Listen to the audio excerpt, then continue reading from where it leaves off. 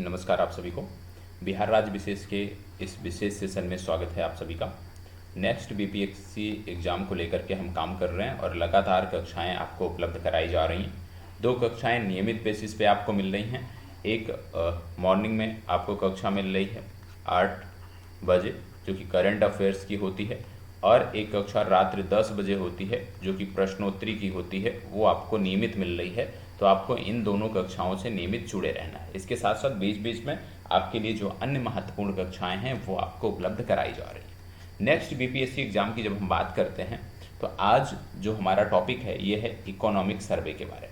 ठीक है, economic survey के बारे में हम बात कर रहे हैं। हालांकि इकोनॉमिक सर्वे की जो वीडियो है, फैक्ट की जो वीडियो है, वो मैंने आपको उपलब्ध करा दी है। आज उसी से जुड़े हुए जो प्रश्न हैं, जो क्वेश्चन आंसर हैं, कौन से प्रश्न इकोनॉमिक सर्वे से बन सकते हैं, क्या प्रश्न बन सकते हैं, ठीक है, उनको लेकर के मैं यहाँ पे उपस्थित हुआ हूँ। तो चलिए एक एक करके प्रश्नों को देखते हैं।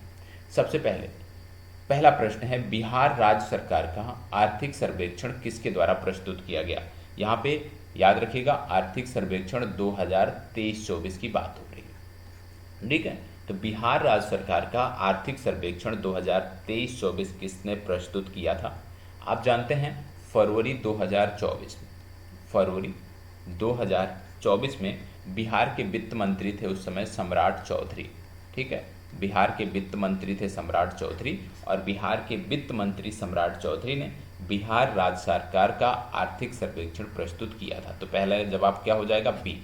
आपको क्या करना है, प्रत्येक प्रश्न के लिए 10 सेकेंड का समय मिलता है। इस 10 सेकेंड में आप कमेंट बॉक्स में, क्योंकि आप देख रहे होंगे ये प्रीमियर चल रहा है, तो कमेंट बॉक्स में आप संबंधित प्रश्न का जवाब दिया करें। तो इसका सही उत्तर क्या हो जाएगा, सम्राट चौधरी। आगे बढ़ते हैं। अगला प्रश्न है, बिहार की आर्थिक विकास दर पिछले 2 वर्षों में लगभग कितने प्रतिशत के करीब रही है।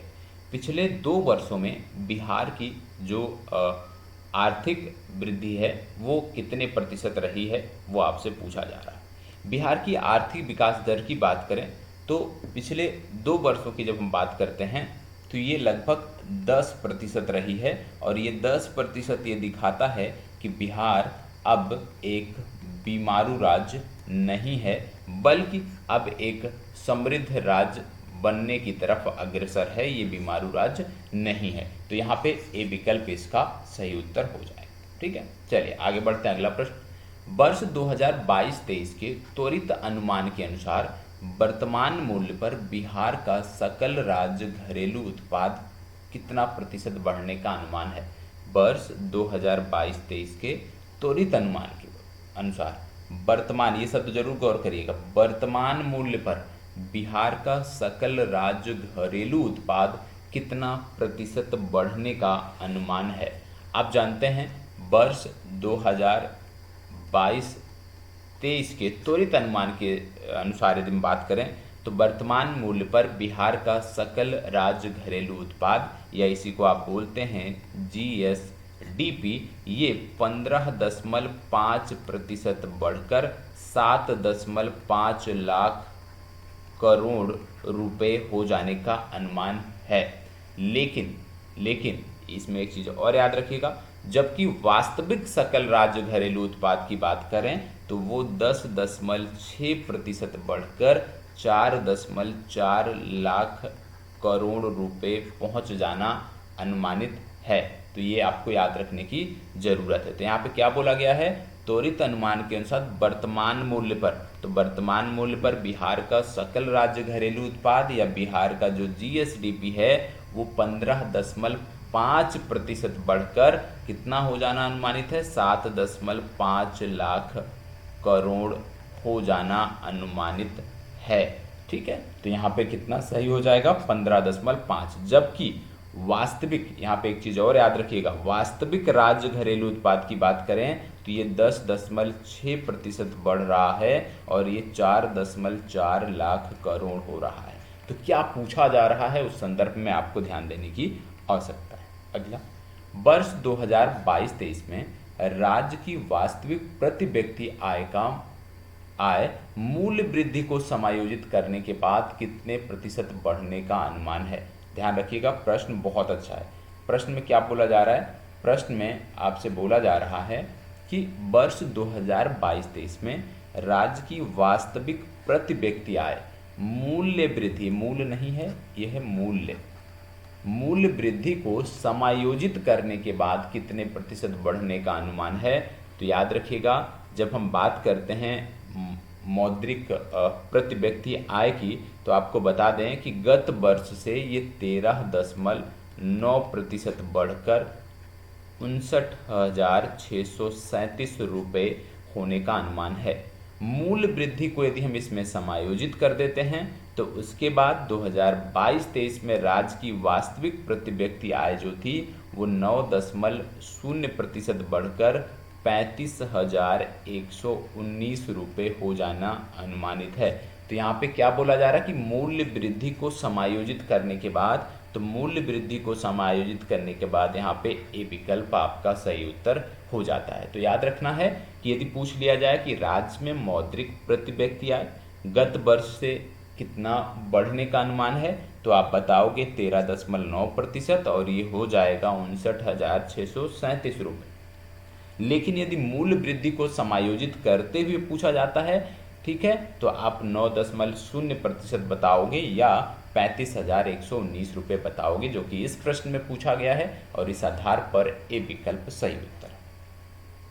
आगे, वर्ष 2022-23 के त्वरित अनुमान के अनुसार राज्य की अर्थव्यवस्था में सकल मूल्यवर्धन में तृतीय क्षेत्र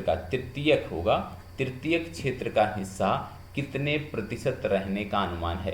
तृतीय क्षेत्र का हिस्सा कितने प्रतिशत रहने का अनुमान है, किसमें, सकल मूल्य वर्धन में। याद रखिएगा, अब यहाँ पे यदि हम बात करें तो आप याद रखिएगा कि सकल मूल्य वर्धन में जो तृतीय क्षेत्र का हिस्सा है ये 60% रहना अनुमानित किया गया है, जबकि प्राथमिक और द्वितीय क्षेत्र की बात करें तो प्राथमिक और द्वितीय क्षेत्र का जो हिस्सा है वो 20% है। तो प्राथमिक द्वितीय क्षेत्र का हिस्सा 20% और तृतीय क्षेत्र का हिस्सा 60% रहना अनुमानित किया गया है, ये आपको याद रखना है। ठीक है, चलिए, तो इसका सही विकल्प क्या हो जाएगा, डी विकल्प 60%। आगे, वर्ष 2022-23 में द्वितीय क्षेत्र की आर्थिक गतिविधियों द्वारा मूल्य वर्धन में कितना प्रतिशत वृद्धि होने का अनुमान है। द्वितीय क्षेत्र की जो आर्थिक गतिविधियां हैं उनके द्वारा मूल्य वर्धन में कितना प्रतिशत बढ़ना अनुमानित है। तो आपको बता दें कि जब वर्ष 2022-23 की बात करते हो तो प्राथमिक, द्वितीयक और तृतीय क्षेत्रों की आर्थिक गतिविधियों द्वारा जो मूल्य वर्धन में आप कह सकते हो वृद्धि हो रही है वो है प्राथमिक क्षेत्र के कारण 6.7%, द्वितीय क्षेत्र के कारण 6.8% और तृतीय क्षेत्र के कारण 13%। तो यहाँ पे क्या बोला गया है, द्वितीय क्षेत्र बोला गया है, मतलब 6.8%। ठीक है, बी विकल्प सही उत्तर है। कहाँ से कर पाओगे, जो मैंने आपको PDF उपलब्ध कराई है, PDF टेलीग्राम ग्रुप पे उपलब्ध कराई है, जो आपको मैंने सेशन दिया है, ठीक है, उस सेशन को एक बार समग्रता से देखिए, PDF को अपने पास सुरक्षित रखिए, PDF को 2 बार 3 बार रिवाइज करिए, ये सारे के सारे प्रश्न आप वहाँ से बना सकते हो। वर्ष 2021-22 में द्वितीय क्षेत्र का रोजगार में क्या हिस्सा रहा। अच्छा प्रश्न पूछा गया, द्वितीय क्षेत्र का रोजगार में क्या हिस्सा रहा है, ये आपसे पूछा जा रहा है। द्वितीय क्षेत्र का रोजगार में क्या हिस्सा रहा है आपसे पूछा जा रहा है। कब की बात हो रही है, वर्ष 2021-22 में। यदि हम बात करें तो सबसे पहली बात, यदि 21-22 में सकल मूल्य वर्धन में हम बात कर लें, सकल मूल्य वर्धन में यदि हम बात करें तो प्राथमिक क्षेत्र का जो हिस्सा है 20.7%, द्वितीय क्षेत्र का भी है 20.7% और तृतीय क्षेत्र का है 58.6%। कब की बात हो रही है, ये 21-22 की बात कर रहे हैं। और इसी समय रोजगार में हिस्से की जब हम बात करते हैं तो यहाँ पे जो प्राथमिक सेक्टर है, प्राथमिक सेक्टर का हिस्सा है रोजगार में 47.8%, द्वितीय क्षेत्र की बात करें उसका हिस्सा है 25.9% और तृतीय क्षेत्र के हिस्से की बात करें तो 26.3% ये तृतीय क्षेत्र का हिस्सा है। तो ये आपको याद रखने की ज़रूरत है कि रोजगार में जो हिस्सा है प्राथमिक, द्वितीयक और तृतीयक क्षेत्र का, वो आपको ये देखने को मिल रहा है। ठीक है, अब यहाँ पे रोजगार में क्या हिस्सा है द्वितीयक क्षेत्र का, तो 25.9, सी विकल्प आपका सही उत्तर है। अगला, पिछले वित्तीय वर्ष 2022-23 में राज्य सरकार का कुल व्यय कितना प्रतिशत बढ़ गया है? कुल व्यय कितना प्रतिशत बढ़ गया, मतलब राजकीय वित्त व्यवस्था से जुड़ा हुआ ये प्रश्न है। राजकीय वित्त व्यवस्था से जुड़ा हुआ ये प्रश्न है। यहाँ पे आपको बता दें कि राज्य सरकार का कुल व्यय पिछले वर्ष से यदि हम बात करें तो ये 20.1% बढ़ा है, और ये कितना हो गया है? ये हो गया है 2,31,904 करोड़। यदि अमाउंट पूछा जाए तो आप बताओगे 2,31,904 करोड़ रुपए हो गया है। इस वर्ष राज्य सरकार के कुल व्यय में स्थापना और कार्यान्वित जो व्यय है उसका जो हिस्सा है वह है 54.7%, और योजना व्यय का जो हिस्सा है वह है 45.3%। ये भी आपको याद रखने की ज़रूरत है कि इस वर्ष में यदि बात करें तो राज्य सरकार के कुल व्यय में स्थापना और कार्यान्वित व्यय का हिस्सा है 54.7%, और यदि हम योजना व्यय की बात करें तो उसका हिस्सा है 45.3%। तो यहाँ पे बोला गया है कि कितना बढ़ गया है, तो सी विकल्प 20.1% बढ़ गया है। आगे, बिहार सरकार के राजस्व व्यय का सबसे बड़ा हिस्सा निम्नलिखित में से कहाँ पर खर्च हुआ? अच्छा प्रश्न। सबसे ज़्यादा कहाँ पे खर्च हुआ? आप जानते हैं बिहार सरकार के राजस्व व्यय का महत्वपूर्ण हिस्सा जो 2022-23 में खर्च हुआ है, उनकी यदि हम बात करें तो प्रमुख रूप से 3 जगहों पे खर्च हुआ है। कौन कौन से? पहला था सामाजिक सेवाओं पे, ठीक है, सामाजिक सेवाओं पे। दूसरा जो खर्च था वो था सामान्य सेवाओं पे, दूसरा बड़ा खर्च सामान्य सेवाओं पे, और तीसरा जो बड़ा खर्च था वो था आर्थिक सेवाओं पे। ठीक है, कहाँ पे? आर्थिक सेवाओं पे। सामाजिक सेवाएं,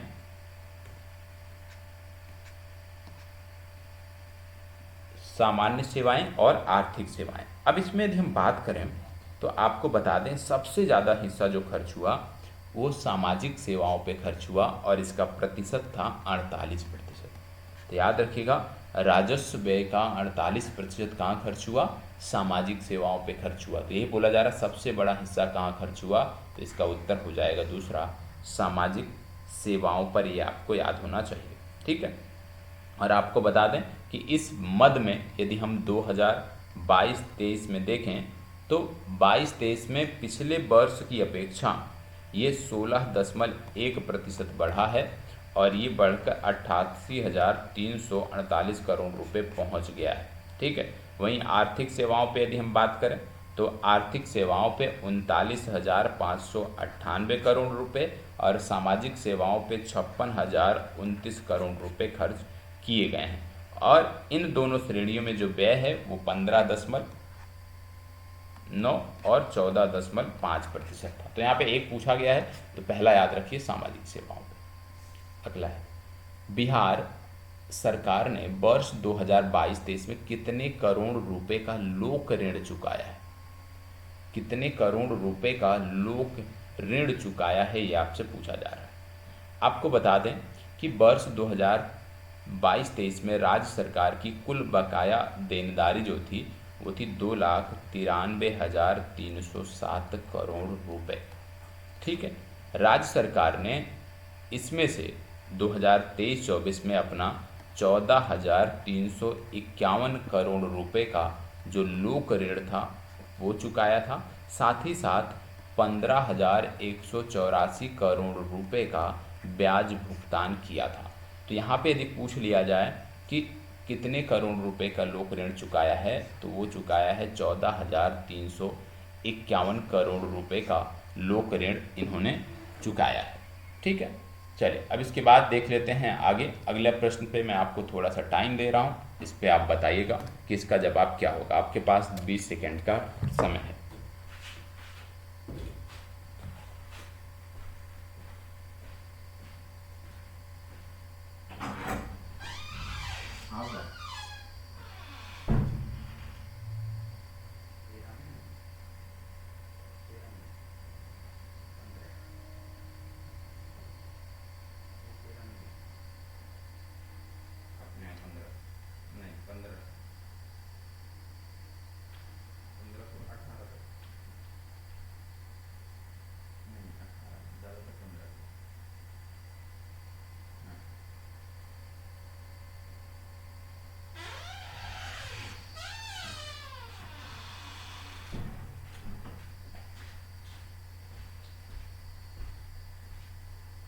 चलिए, प्रश्न आपका था वित्तीय वर्ष 2022-23 में राज्य सरकार का वेतन व्यय कितना था। राज्य सरकार का वेतन व्यय कितना था ये आपसे पूछा जा रहा है, और आप में से कुछ लोगों ने जवाब दिया होगा, उम्मीद करता हूँ। तो आइए देख लेते हैं। यहाँ पे यदि हम बात करें तो राज्य सरकार का वेतन और पेंशन पर कुल व्यय यदि हम बात करें तो 9.9% बढ़ा है, और बढ़कर 2022-23 में यदि हम बात करें तो 9.9% बढ़कर ये 47,294 करोड़ रुपए हो गया है। सॉरी, 47,924 करोड़ रुपए हो गया है।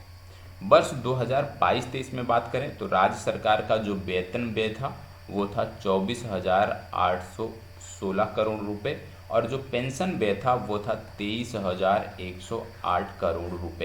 तो ये दोनों डिजिट याद रखना है कि वेतन व्यय कितना था, 24,816 करोड़ रुपए, और पेंशन व्यय था 23,108 करोड़ रुपए।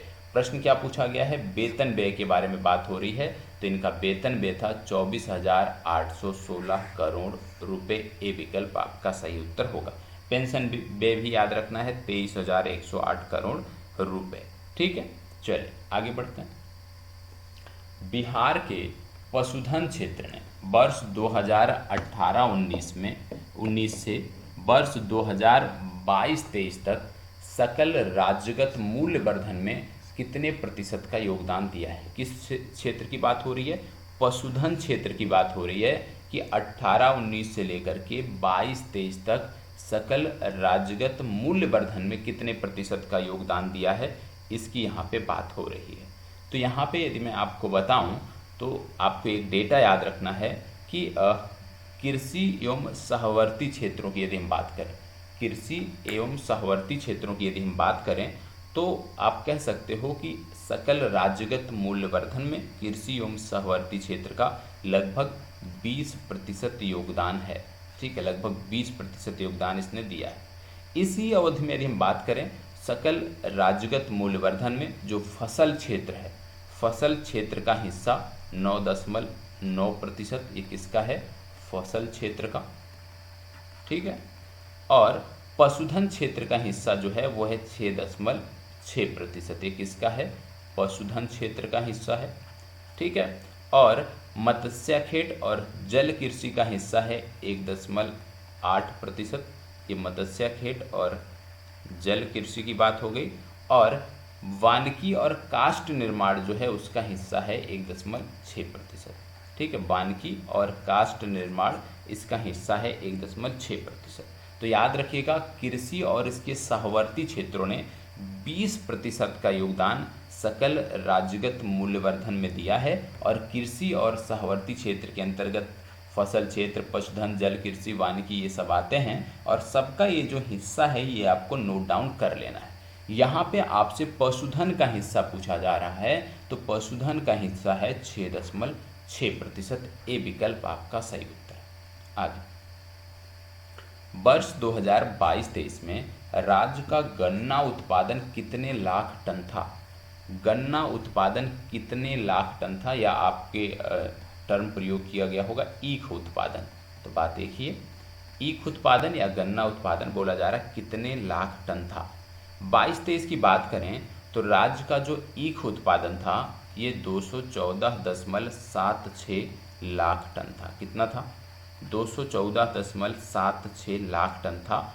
और आपको यह भी बता दूं कि औसत उपज की यदि हम बात करें तो 98.73 टन प्रति हेक्टेयर थी। ठीक है, 98.73 टन प्रति हेक्टेयर थी। वर्ष 2022-23 में बीज उत्पादन, वितरण और किसानों के प्रशिक्षण कार्यक्रमों के लिए लगभग 1275.62 लाख करोड़ रुपए जो है वो वितरित किए गए हैं। ये भी याद रखने की ज़रूरत है। तो ईख उत्पादन कितना था, 214.76 लाख टन। तो ये आपको याद रखना है कि ईख का उत्पादन कितना था, 214.76 लाख टन। तो यहाँ पे कहीं ना कहीं कोई विकल्प नहीं मिल रहा है, कोई बात नहीं।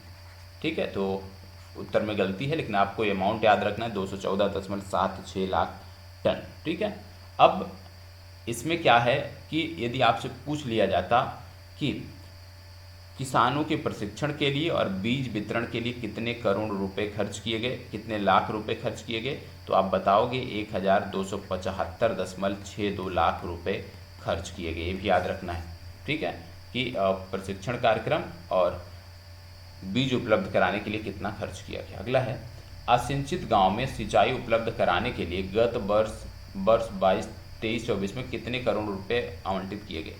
असिंचित गांव में आप जानते हैं हर खेत तक सिंचाई का पानी उपलब्ध कराने के लिए राज्य सरकार लगातार कार्य कर रही है। राज्य सरकार की ये पहल है और इसका लक्ष्य है कि असिंचित गांवों में सिंचाई उपलब्ध कराना है। वर्ष 2023-24 के डेटा की यहाँ पे बात हो रही है, तो इसके लिए 200 करोड़ रुपए का आवंटन था। तो याद रखिए कितने करोड़ रुपए, 200 करोड़ रुपए का आवंटन इसके लिए था। आगे बढ़ते हैं। वर्ष 2022-23 में बिहार राज्य में मछली का उत्पादन कितने लाख टन था। अब देखो इसमें कई सारे प्रश्न पूछे जाते हैं। एक तो पूछा जाता है कि अंडों का उत्पादन, अंडों के उत्पादन की बात करें तो 327.43 करोड़ टन ये अंडों का उत्पादन था। मछली के उत्पादन की बात करें यदि हम, क्योंकि प्रश्न में यही पूछा जा रहा है, तो ये 8.46 लाख टन ये मछली का उत्पादन था। और मत्स्यिकी विकास योजना है, एक योजना चलती है मत्स्य पालन को बढ़ावा देने के लिए, मत्स्यिकी विकास योजना। और मत्स्यिकी विकास योजना के तहत 2023-24 में जो अमाउंट दिया गया वो दिया गया 292.38 लाख रुपए। इतने रुपए इस योजना में दिए गए, इसको भी याद रखने की ज़रूरत है। तो यहाँ पे सही उत्तर क्या हो जाएगा, ए विकल्प इसका सही उत्तर हो जाएगा। आगे बढ़ते हैं। वर्ष 2022-23 में निम्नलिखित में से किस जिले में सबसे कम उत्पादकता गेहूं की दर्ज की गई। गेहूं की सबसे कम उत्पादकता कहां दर्ज की गई।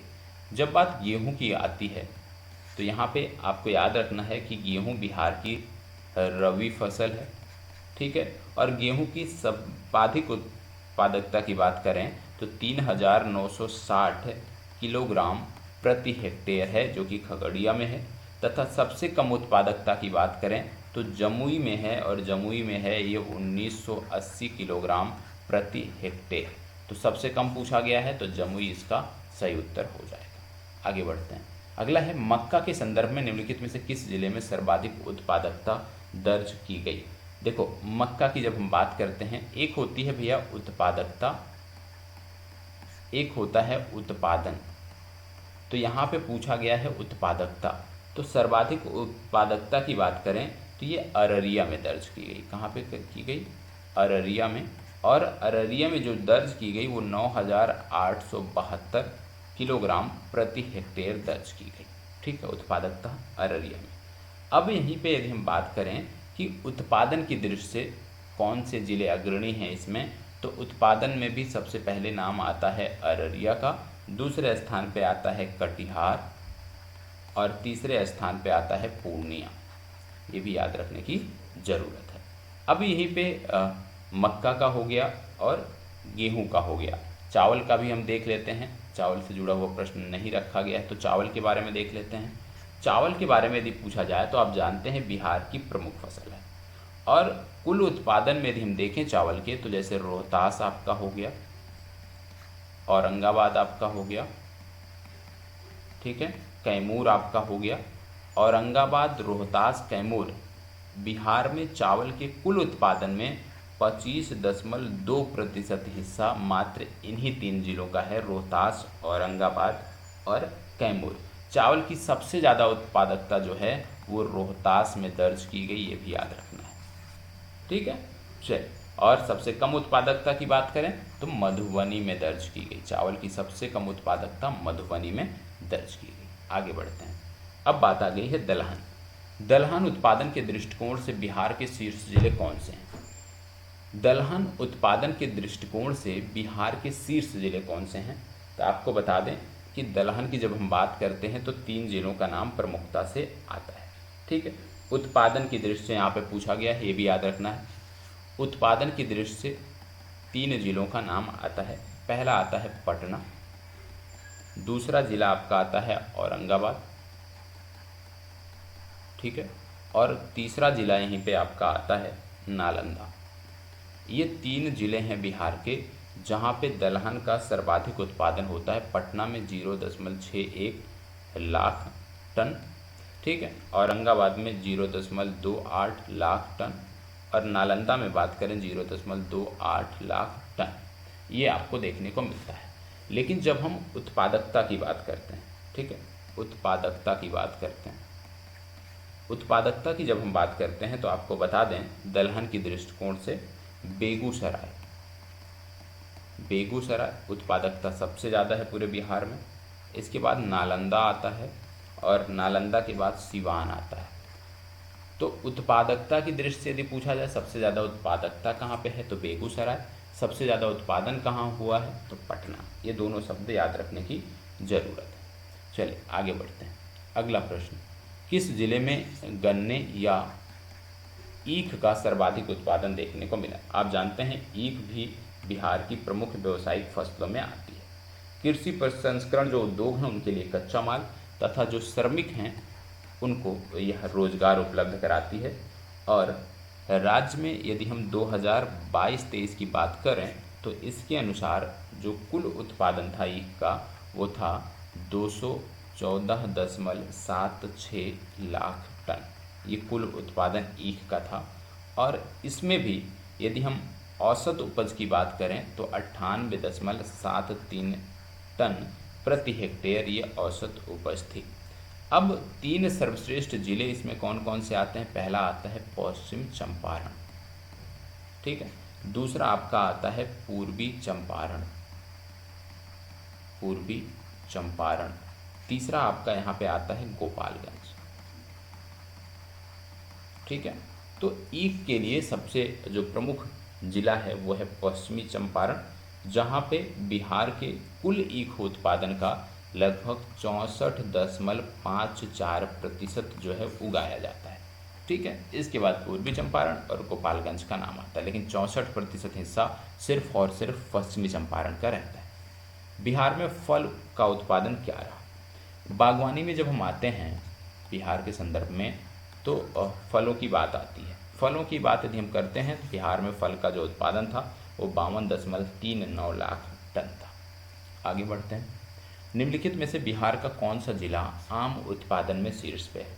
आपको बता दें कि बिहार में जो आम का उत्पादन हुआ वो 17.56 लाख टन हुआ। कुल अमाउंट कितना था? 17.56 लाख टन। लेकिन शीर्ष जिलों में सबसे पहले आता है दरभंगा, फिर आता है पूर्वी चंपारण और इसके बाद आता है वैशाली। तो आम के उत्पादन में शीर्ष पर जो स्थित जिला है वो है दरभंगा, तो ए विकल्प सही उत्तर हो जाएगा। आगे बढ़ते हैं। अगला प्रश्न, बिहार का कौन सा जिला अमरूद के उत्पादक शीर्ष जिलों में शामिल है? अमरूद की जब बात करते हैं कि अमरूद का उत्पादन कहाँ पे सबसे ज़्यादा हुआ, उत्पादक जिले कौन से हैं अमरूद के, सबसे पहले नाम आता है नालंदा, फिर आता है मुजफ्फरपुर, ठीक है, फिर आता है रोहतास। और यहाँ पे एक चीज़ और याद रखना है क्या, कि अमरूद का जो कुल उत्पादन हुआ वो 4.3 लाख टन उत्पादन बिहार में देखने को मिला। आगे बढ़ते हैं। वर्ष 2021-22 के भूमि उपयोग पैटर्न के अनुसार बिहार में कृषि हेतु अनुपलब्ध भूमि का प्रतिशत कितना है? देखो, बिहार में यदि हम शुद्ध बुआई क्षेत्र की बात करें तो बिहार में शुद्ध बुआई क्षेत्र है लगभग 54.2%, ठीक है। इसके साथ साथ आकृष्य भूमि परती छोड़कर जो आकृष्य भूमि परती छोड़कर बिहार में वो है 2.9%। बिहार में वन की यदि बात करते हैं तो 6.6%। परती भूमि की यदि हम बात करते हैं बिहार में परती भूमि तो यह है 12.6%।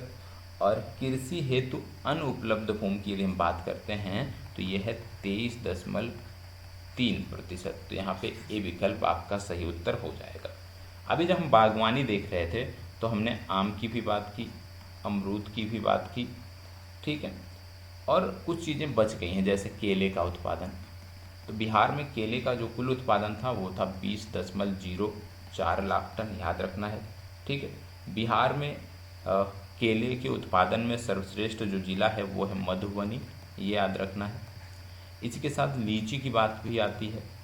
लीची की जब बात करते हैं तो लीची का कुल उत्पादन था 3.09 लाख टन, और लीची के उत्पादन में जो जिला शीर्ष पे है वो है मुजफ्फरपुर। शाही लीची आपको याद होगा, ठीक है। तो ये भी याद रखने की ज़रूरत है, संपूर्ण बागवानी यहाँ पे आपकी कवर हो जाती है। आगे बढ़ते हैं तो बात आ रही है चतुर्थ कृषि रोड मैप के अनुसार राज्य सरकार अगले 5 वर्षों में गुड़ की कितने इकाइयों की स्थापना करने जा रही है। आप जानते हैं चतुर्थ कृषि रोड मैप मतलब 2023 से 28 की बात हो रही है।